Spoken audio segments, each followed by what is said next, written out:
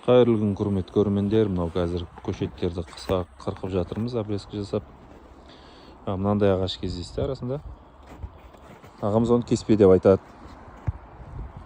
Тұра бермейме дейді. Бірақ мына жерде екі бұтақ айырылысу бұрышы дұрыс емес те, олар бір-бірін қысады ертең. Мыналар көріңіздер, қазірдің өзін жуандап жатыр мына жер, көтеріліп жатыр жаңағы біріккен жер. Қазір екі айырсақ мұны қазір айырып түсіп қалады негізі. Ертең үлкен кезде мынау бір-бірін қысқан кезде екі жағы айырылып түсетін болады ғой, қысылып. Сол үшін кішкентай кезде, осы кездерде негізі былтыр алып тастау керек болғаннан негізі. Жеміс беріп жатқан ағаш мынау ергежейлі ағаш қой. Сол үшін қазір біреуін таңдаймыз да, біреуін кесеміз, шарт еткізіп.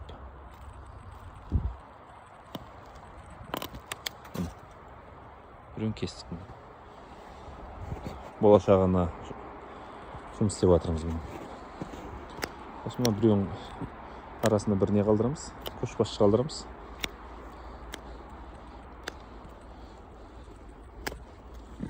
Ағашымыз осындай болды.